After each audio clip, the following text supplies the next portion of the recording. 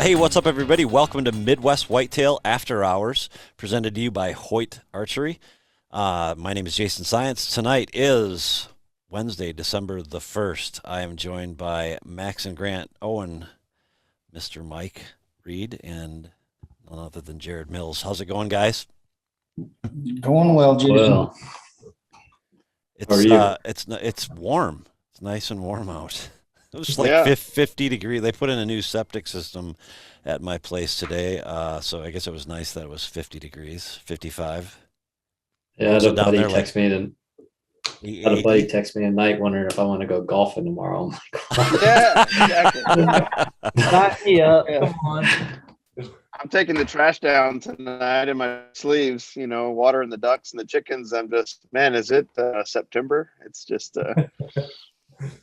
something else. Of course, a good old cold front coming opening day shotgun when we're going to be out of the woods. Oh yeah. Who Never is fails. are any of you guys partaking in that season?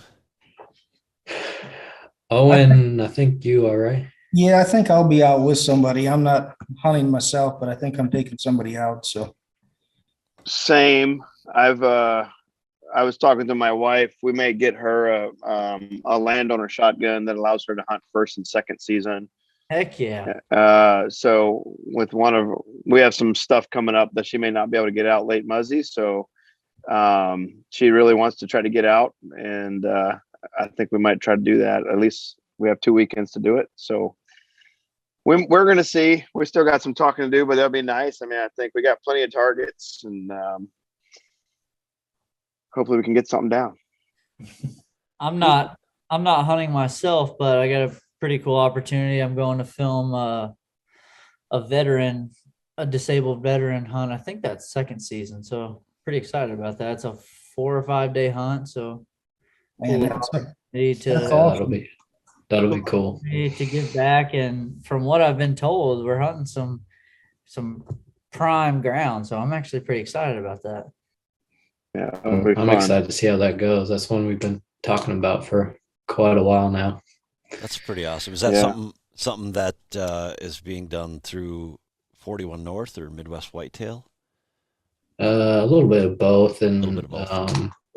I think they had originally reached out to us we're going to put a video together for them, and Max is going to go film it and probably put it on the Midwest Whitetail platform for people to follow along with. Nice. That's pretty cool. Yeah. So that'll be Make- my shotgun excitement. Make sure you get the date right so you're there. If you can't get excited about that one, you can't get excited about anything. That's right. That's pretty- right. So who's been I'll out be out of hunting? the woods as well. Max and I have been out. I don't know. I've been It's, out as well, but It's been a while, so I'll try to kind of think back to what we haven't talked about. Well, tonight I went out. We hunted from the ground. Ethan and I did just kind of a last ditch ever. I said I won't be out shotgun season, but we have a bunch of guys this year come and hunt the farms that I help out with. So, and they all arrive tomorrow. So it was kind of a last ditch effort tonight to go after one of these target bucks, and had a really cool hunt. We both donned the ghillie suits. Didn't see the target buck, but we had a ton of deer right on top of us. We had the hot doe run within feet of me with 3 bucks on her tail. I mean, wow. I thought I was about to get barreled over. It was pretty intense. And this buck, I've never heard so much vocalization. I mean, he grunted every 2 seconds for like a minute straight. I mean, just bruh, bruh, bruh, bruh, bruh. I mean, just nonstop after this doe. They went barreling Man, past fun. us. It was pretty cool. I mean, anytime you can just be on the ground that close to the deer, Right. it's even though they're young bucks, it's still a pretty cool experience. So that was a fun hunt. Yesterday, went pretty deep in the bedding area yesterday on a different property and had a cool hunt. Had a big old brood of a 10. He had broke off both fours. A deer I wasn't going to shoot, but I snort wheezed him in anyway, and he came into like 10 yards, all bristled up, fired up, just beautiful sunlight. Cool footage. So that was a cool encounter. And then the evening, we had kind of a crazy encounter. We probably a week and a half ago, Ethan and I had walked up on this 1.5-year-old buck. He had a broken beam and his head was kind of swollen. And he was right by the pond. And we walked up. We didn't see him till we were 5 yards away from him. And he was just kind of real dazed and confused. And there was something wrong with him. We would like walk in the grass and make noise. And he would be looking like 3 yards behind us. Like he just had no idea what was going on. And so I got a hold of the DNR wondering if I should put him down or whatever. And they said, yeah, we would like to test him for CWD just to make sure. And so I hunted for a couple hours and then went back out a little before dark and the buck was gone. So this was like a week and a half ago.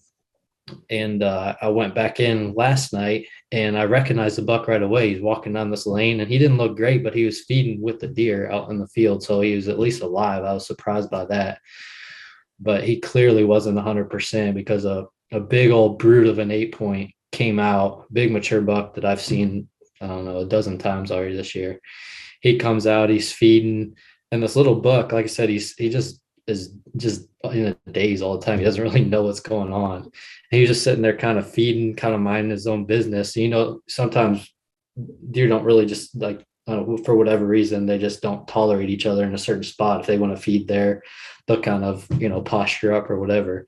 Well, little buck just feeding, and the big buck just comes and rams him right in the head, like rack to rack, and the little buck's just kind of thrown off.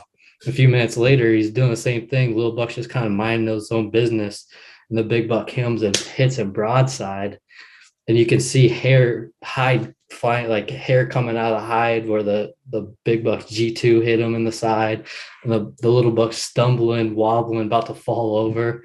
I mean, it was crazy. He just got sucker punched by this big mature buck, but he was just he's just out of it. There's something wrong with him. I don't know if it's a head injury, he has that little broken beam. So I don't know if there's something to do with that, but it was crazy. I'd never seen anything like that before. Part of it was funny because it was like, what is going on? But then part of it, you're like, you feel terrible for that little buck that he's just getting whooped on. He doesn't even know what's happening out there.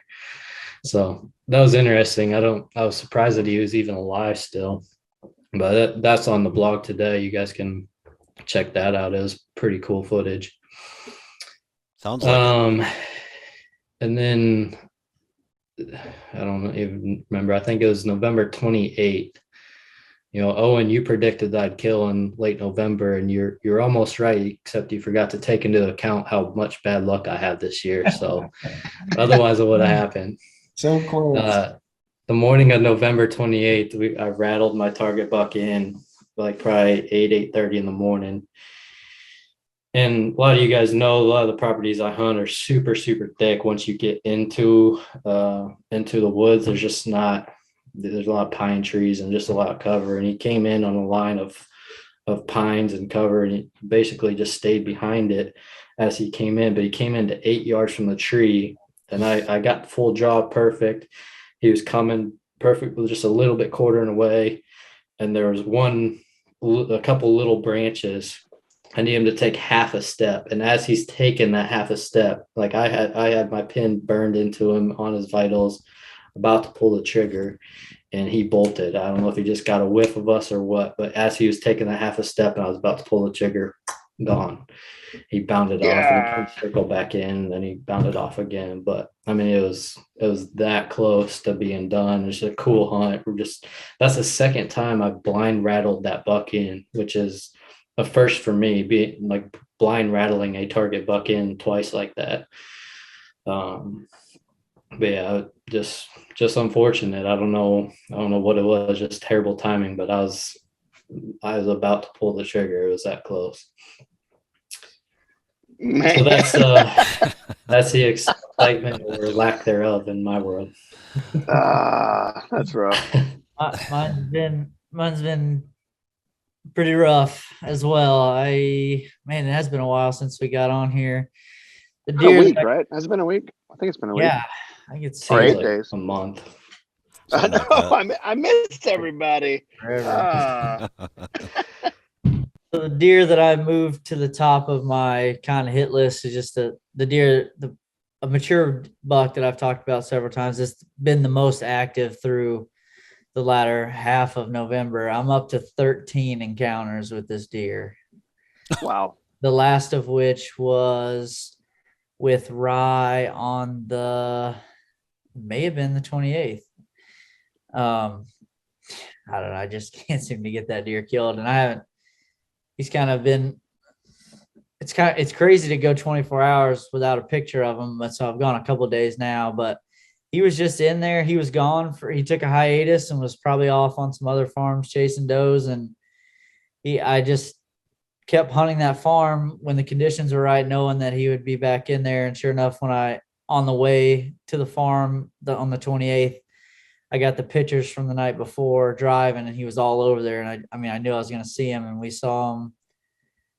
I had him at 45 yards. So that's the third time I've probably had him inside of 50. And just as like that, it's just that weird thing. I've called at him a couple of times, and the way that section of that farm works, I couldn't really call from that tree on that morning because he can just see right over to me. So it was when he came out of this cut bean field, he was feeding, just kind of minding his own business. When he hit this one line of woods, it was either he was going to go west, right down Death Valley right to me, or he's going to go east to who knows where. And sure enough, he went east. So I had to watch him from 40, probably got to 40 yards and then turned the wrong way. And I walked out of my dreams again.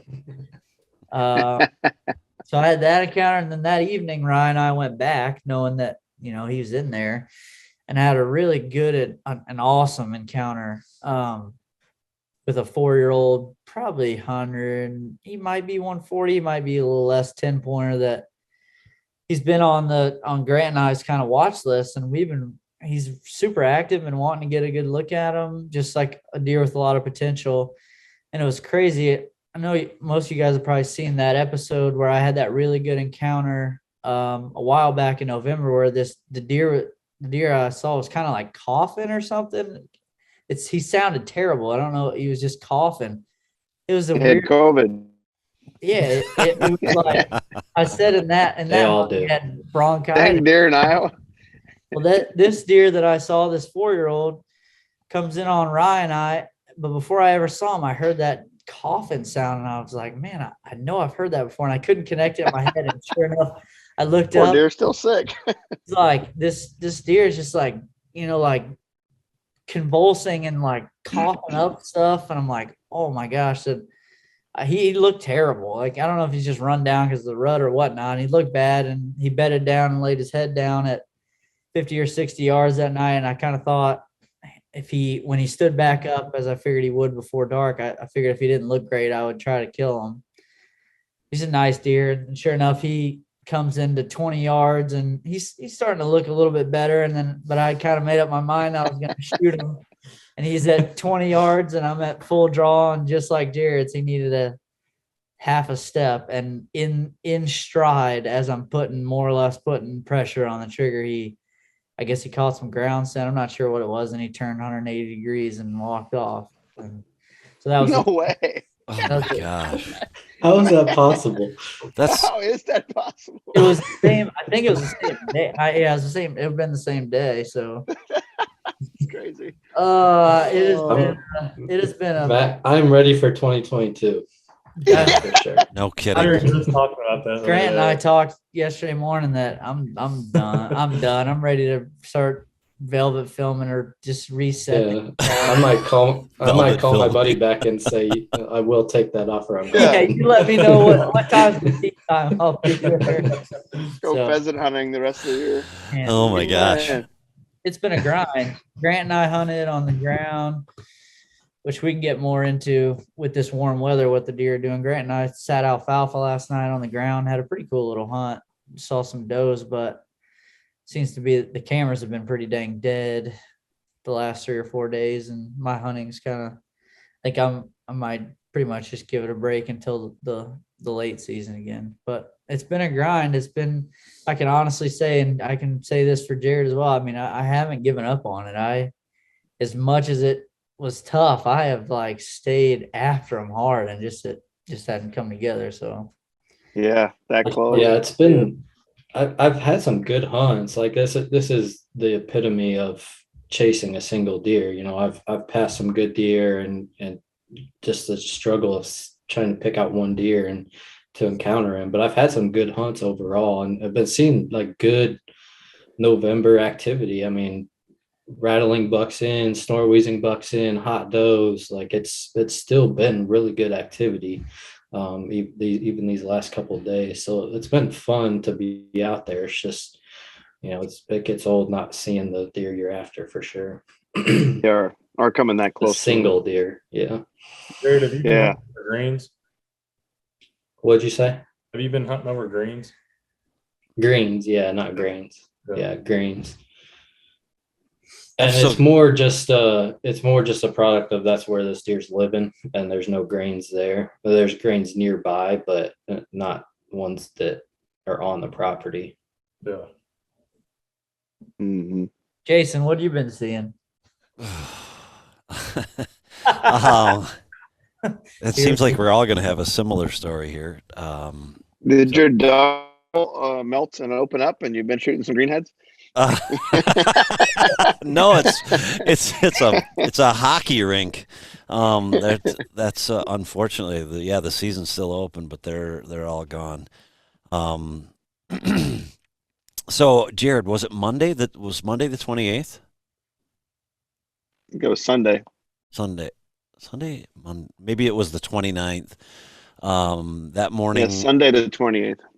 I hunted Sunday night, and Monday morning I got up and, as I always do, I checked the camera to see what was going on, and here Gumby had gone just behind where I had walked. No, he had walked on the path that I had walked out on, no less than 10 minutes after I had walked out. And then he headed to the cornfield that I've been hunting. And then, so I got that picture, got a bunch of pictures of him in the corn. And then a little while later, I checked the camera again, and, I got another batch of pictures. And oddly enough, I had one of him in daylight at 7:30 Monday morning in a spot that I don't get him in, but it's the only spot that I've had an encounter with him where he winded me. So I thought to myself, I hadn't planned on going out, and I hadn't planned on going that deep where he was at. And I talked with Jared a little bit and had a great plan. I was thinking he was going back to bed where he used to bed, or at least I believe that he used to bed there. And I also got him that night previous to that in a small food plot way in the back up against the lake, kind of in daylight, 4:30. He was out there with like 6 or 7 other bucks. So I talked to Jared, and my plan was to go back and sit one of the blinds back there. It's muzzleloader season here. So I got on my e-bike, to get in there real quiet. And I was going really quiet, and I came around the corner, and I looked, and there he's laying 10 yards off the trail with a doe. And I'm looking at my muzzleloader on my handlebars, and I'm looking at the primer, and I'm like, this is not going to work out good. And he didn't pay any attention to me, but the doe that he was with sure didn't like me. And so she took off, and I'm like, oh, I can't believe this. I was that close to him, and they weren't that far from me. She ran a little ways and stopped on the hillside, and I just stopped and watched him and went, wow, he's big, and that's cool. And eventually they ran off. So I got to the stand, got the video camera set up, got the gun loaded and ready, and so this whole ridge we leave alone. Nobody ever goes up there, and he ultimately ended up chasing this doe all the way through there. And I mean, there was deer running in every direction for the longest time. Probably for a half hour, there was deer just squirting out everywhere, and pretty soon, I think I probably had 10 or 12 deer in this green plot, and I could see back in the timber, there's a bunch of other deer kind of heading towards this green plot. So what they did is they had come from the right, and now they were way down to the left, and they were all just sort of moving back towards the top of that hill. But to get there, they had to feed through the plot, and it was still only like 2:00. Well, there was Gumby in the back of the whole pack. I thought he was alone, which I thought was weird. I should have known better, and he wasn't. That doe was bedded. She just kind of laid down right there, and I watched them for a while.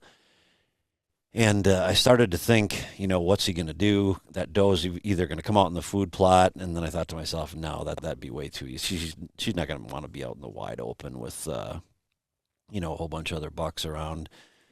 So I started to look where my shot opportunity is going to be in ranging them, and either he went left or right, and of course he went right, and he had to come 5 yards this side of the big oak tree, and ultimately he didn't. He walked on the other side, and I could have tried a shot there, but I hate doing that. I hate to say that I wouldn't do anything but a gimme, but I wouldn't do anything but a gimme. I mean, when you're that close to him, it's just not worth it. Yeah. I don't think it's worth it under any circumstances to take a marginal shot, and that would have been marginal, especially with a muzzle loader. With a rifle, I could have guaranteed I could have punched through there, but not with a muzzle loader. There's too many things that can go wrong. So he lives on. So every morning he's on a very strict schedule. He eats corn all night. He comes past one of my stands at anywhere between 5:04 and 5:31 in the evening, and comes back anywhere between 6 a.m. and 6:14 a.m. past the same stand, and then he either beds left or right, and then repeats the next night. The problem is I can't get on the deer. I mean, he's nocturnal except for that one time, I guess. I don't know. I'm just gonna Cold weather. I'm gonna nuke the place and be done with it. Well, at least you got a beat on him. I'll give you that. Yeah. Yeah. Yeah, I was cracking up. I was looking at thermal imaging scopes today. They seem like a pretty viable option. I was just gonna say, I was cracking up when you sent me a cell cam picture of that deer at 4:37 a.m. and you go, I've been sitting in this blind since 4. So he's right out in front of you in the pitch black dark. The only reason you know is a cell cam. Yeah, that one morning By the time it gets light, he's back in his bed. I went to that cornfield that he's been feeding in, and I got there at, I think it was 4, and it seemed like it took me a half hour just to go 75 yards. But what I did is I've got this stand in an unpicked cornfield, and I just took the rototiller on the back of the tractor and rototilled a path in there, so it's pretty quiet. And I just tiptoed in there the whole way and got there nice and early and laid down in the stand. And yeah, I knew he was out there, right, easily within range, but it was dark. On the cover of darkness. right. Well, At this point, I'm it sounds fairly like certain he's smarter than I am. Some cold weather and later in a couple of weeks from now, hopefully. Yeah. You guys have gun through the rest of the year, or how's that work up there? We've got muzzleloader through a week from today, and we're going to get some cold weather here coming up. So that might be the ticket. Give it a shot. I think it's going to take some pretty serious temperature changes to get him on his feet early. And I know we're if I get that kind of weather, I'll hang up my gun and bring my bow, because I know that I know where he's going to travel. And it's not going to be a long range shot. I mean, it's going to be a chip shot. Well, then I'll probably miss, but yeah, just jinx myself. Yeah. Yep. Owen, have you been watching your camera still? Yeah, I have. I've been doing a little bit of scouting too. I've been out watching some fields and stuff. And the one thing, you got them on greens pretty hard right now? Yeah, greens is pretty good in corn. The one thing I've noticed on my cams is you might have 2 or 3 cams in an area, and a target buck is not on only one of those cams. If you didn't have that particular cam, he's on it every day like clockwork, and you wouldn't know he was there if it wasn't for that one cam. So might be the time to kind of move your cams around a little bit or whatever, Kind of surprised how this time of year, how they can kind of go underground like that. Are your cameras still on scrapes? Yeah, I've still got them for the most part on scrapes, but I've got some on travel corridors that are always good. You know, they Yeah. tend to funnel through a spot. I've got some there too, but a lot of them are on scrapes. Yeah. I've seen a little bit, at least a few bucks that are coming back to some scrapes that really were dead. Mhm. Right. Yeah. They're open back Yeah. up, walking through the woods, walking past a couple. I'm like, holy cow, like that's tore up. Definitely. Yeah. Yeah. I've definitely Yeah. seen Yeah. more scraping activity. My target buck, maybe I just don't have the cameras in the right place, but if I didn't have visual encounters, I wouldn't know he was there. He Yeah. just doesn't go by any of my cameras apparently. I think it's very rare that I get a picture of him. He's got Really? his It's so- somewhere. Yeah, Oh, It's so interesting I how might that as well can not even happen. have him out there. I might as well just put him somewhere else. Yeah. It's so I interesting how that can happen. I'll have What'd Yeah. you say? a buck or two every year. It seems like that once he sees that camera, you'll never get him on that camera again. He's just super shy. Yeah. It seems like It's- some of them get like that. Yeah, not very many, but I'll have like 1 or 2 bucks that are like that. Huh. The Big And I Ten think- that I was hunting last year was like that. He would, every time I did get a picture of him, it was almost like he was like he forgot the camera was there, and he'd be backpedaling, as soon as he got his picture. But he was really good at avoiding the cameras too. Yeah, and like you were saying, Owen, it seems like as they transition back to food, they sort of pick their bed and their food and their trail they walk, and they just walk. They walk. If they don't get buggered up, they'll walk the same trail every day. Oh, And man. if you don't have a camera on it, then you think they're not even there. And it's hard to have a camera on every trail. You got to have 50 cameras on 10 acres. Yeah. If you guys saw this 10-acre cornfield that I've got, you guys. Jason's got the 502 to 515. He's got Did multiple. you have to squeeze past the cameras to get in the field? They're not getting in or got out two- without a picture. It's like an It's got electric 2 fence. hours to do pictures every morning. Downhill slalom. It's a slalom at Jason's farm. I I had to think buy it stock broke in up a little Rayovac. earlier, but yeah, there you go. Yeah. I think one asked me if I was hunting in urban. I made a few sits over Thanksgiving weekend in the urban zone, trying to get my does down to earn my buck tag for next year. So the way we work it in town is you shoot 3 does now and you earn your buck tag for the following year. And I don't really have any great bucks on camera or any pattern or any bucks. And so I went to sit, I want to say maybe the day after Thanksgiving, and I saw it's a cut bean field. I mean, it was a bean field that only got about 10 inches high. I think they planted it late and it was kind of wet. It just had a low yield. I wasn't even sure they'd go in and pick it. And then they did. I mean, I think there's a fair amount of waste grain, but it's a picked bean field.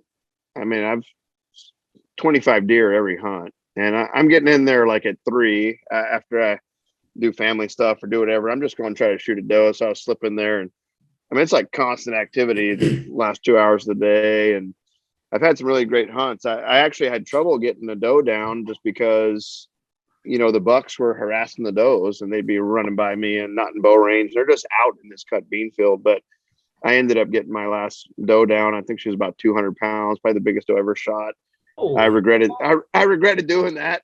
Yourself? It was like a 12-year-old city doe. I was like, but she came out and I was like, ooh, that's a mature doe. And then another mature doe came out and I was like, that's a mature doe. Then I was questioning, is that a fawn?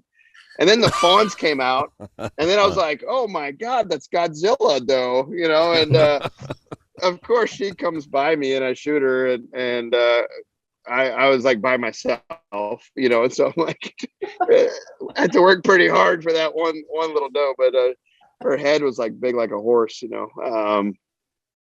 was pretty cool to get a doe down. I hunted one morning, I think it was Saturday after Thanksgiving, and I was going to make a quick hunt and just see if I could again shoot a doe, and it was just crazy activity all morning, bucks chasing does. I mean, I think I ended up staying in there like 11 o'clock just because the activity never stopped. And I had 2 does run through bow range, but couldn't get them stopped. And I never saw a mature buck. the best buck I saw, and I saw him twice, once in the distance and once I passed him at like 38 yards. It was a 4-year-old, probably 140s 10 with split twos. And I was kind of going back and forth, is he 3 or 4? And, post rut, he has decent mass. I was kind of like, he might be a 4-year-old, but if he can make it through the rest of the year and he's in there next year, I didn't have a good reason to shoot him. So, but it was kind of interesting. I mean, they don't have a lot of food options there. There is a cut hayfield. They kind of were filtering through that some, but they were really heavy in that cut beans. And on the home farm, I've got clover, alfalfa, turnips, beans, and I've got quite a few deer just in the standing beans. They're acting even on the couple warmer days we had. And pictures have definitely slowed down, but I've had Big Mac and Patient X and a lot of those 5+-year-old bucks, that Big 8 on the River Bottom farm, a lot of these bucks that were wanting to get the kids or the wife on, they've actually been up in daylight here. So it makes it a little more exciting going in for, this first shotgun if we do end up going. We'll see if it stays good. I mean, I know it's supposed to cool down. We have east winds on Saturday, which somebody keeps telling me it's a killing wind. It's not my favorite wind, but and then Sunday it's going to switch back northwest. We've had messed up winds for quite a while here in Wisconsin. I mean, just weird stuff. I mean, it can be super cold and it'll be a south wind, which is, atypical for what it normally Odd. is. Yeah. Southeast, east, just weird stuff. But Where Yeah, I've been hunting, I've almost stopped paying attention to the wind just because it's in there. It does a circle anyways. I just hope that it blows the right way at the right time. It's ridiculous. It's crazy. Man. With 2 days left, Jared, are you still gonna try it? I don't know. I might, but like I said, I got a bunch of hunters coming in tomorrow already to start getting things ready, and I got some blinds to move around and stuff. So I might go out in the morning and see, just give it one last shot, but that'll likely be it. So I'll be, helping the hunters. Between now and the end of the season, there's like 13 or 14 guys coming to hunt the farm. So it's going to be Wow. interesting. The hit list might be non-existent by the time I get back in the woods, or maybe some new bucks will move in. I don't know, but it'll be interesting to see what has survived by the end of December. Yeah, for sure. Your gun season is pretty intrusive, right? I mean, from what I remember from Todd telling me, there's a lot of folks do a lot of driving and stuff like that. Certain areas. Yeah, there's a lot of driving around areas I hunt. These hunters that are coming in won't be driving. They'll just be sitting in blinds on food. But yeah, there's a lot of driving around, and sometimes it helps you, sometimes it hurts you. Yeah. Aaron, did you think about shooting that big mature 8, that you've been seeing since it's getting later, or did you just think I'm just going to hang in there? No, I haven't thought about settling for anything yet. I wanted to just keep targeting the one buck, just give it a shot. I mean, it's very likely he gets killed this weekend or next week sometime. I've seen him a bunch and could have killed him every time with a gun. It's obviously just bow hunting's a little bit different, but yeah. So he likely won't be a late season target. So I just wanted to kind of stay after him while I could. Might as well. Yeah. I know you don't normally settle till January 10th if you do. So Yeah, maybe January 11th. Yeah. I didn't know if you with the landowner and then getting a late fuzzy with a bow if you would. Well, I mean, like I would have killed the 8 if I could have used a landowner tag on it, probably. But sure. Yeah. Being that's my one statewide archery tag to use on those properties, where I could only kill one buck, I didn't want to waste my tag on something I wasn't targeting. Sure. Yeah. You haven't been hunting down at the River Bottom farm much? I have not been down there at all. So no clue to what's going on out there. There's some 200 incher walking around in front of your redneck line. Yeah. I pulled cards the other day and all the same stuff pretty much. As Yeah. like that Stubbs buck is still pretty active in there. There was one new buck that I didn't recognize. Maybe he's one from over on your side that you might know. I'm not sure. Big 8 and then had one little inside point between his 2 and 3, I think. If I remember I got right. pictures of him. He looked fully mature. Yeah, I think I just got pictures of him too. Don't recognize him from this year, so he must be just through or coming to this little shuffle that's happening. Yeah. Yeah, that's Any more the only new buck pictures of that I had thought. That 6x6 or no? I think there were a couple pictures of him, nighttime. Yeah, he looks fully mature too. Decent looking. Yeah. Pictures. Yeah, I would agree. I figured out who he was. It was that, I had that buck come last year and sniff the steps under when I was hunting the pitch, and he was a 6x5, taller brows, but he was tight. And I was trying to turn the pictures upside down and see if it's him. Because that dude's got a pretty good frame on. The 3-year-old that we were calling 3 last year. I think we were calling him 6x5? 4. I thought we were calling him 4, but I filmed him a few times. I mean, I filmed him up in that tree line out in the willows, and I filmed him. He came under the stand. Had taller brows, but a tighter rack. But the configuration, it at least strikes a memory. I don't recognize that deer when I look at the couple pictures I've looked at. But looks. I mean, it's funny how they just pop up, and he's obviously mature. He's a good looking deer. Yeah. No he merino. could potentially be a late season target. There's one picture of him one night, one single picture of basically just as you so close to the camera, just the side profile of his brows, just enough to know it was merino. Yeah. At like 11 o'clock at night or something. I don't know. But that's at least a couple of weeks after he was shot. So he did alive. Make it. Seemingly, he is alive. Okay. So that's good. Not on our farm, but alive. Yeah. So you're saying there's a chance. Yeah. Yeah. I'm to the point where I'm gonna stop being emotionally invested in that dang deer. It's a perfect way to build a great saga with a deer. Is get a picture of him occasionally on the boundary of your farm. He's never on your farm. Yeah. Yeah, I started saying, don't fall in love with your deer because they'll break your heart every time. Yeah. Oh, and speaking of that, is Wolverine one of the shotgun targets down there?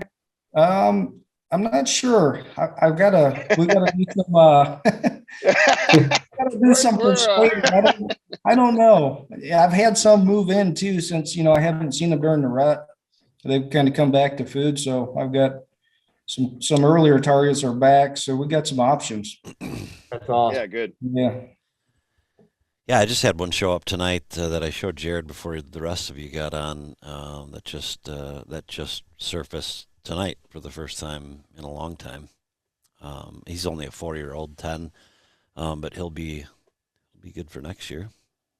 Yeah, we got at least one, if not multiple, that have showed up in the last week that I haven't seen since late October. So I think it's one of those things. There's a couple that I'm getting pictures of every night. It's like 8, 9 o'clock at night that ideally they make it through, and then you just need a good cold snap and hopefully put some killable. I definitely have seen some deer going back to their old ways. I've got the same thing on the home farm. I've got Anna's buck, the one that she found the shed to with you guys. Yeah. He was in daylight on the food plot that Bella killed this year tonight. And he's a 5-year-old, got 3 years of plus a history of him, multiple years of sheds off of him. And he really wasn't on the farm that much this year, but we did film him twice late season last year as a 4-year-old. And so I was showing Anna at the orchestra concert. But between songs. Yeah. But trying to get Anna. Anna's like, ooh, yeah, she's getting pumped up. So I had some other random deer show up, and it's interesting. I don't normally see that as much until we get a little later in. They really start hitting the food plots more, but I'm not 100% sure what's going on in the whole neighborhood, but there seems to be, I've obviously got good standing beans this year, better than some years. And I think you're starting to see more of that transition back. So 6x5 bat at all, or is he gone? one picture of him.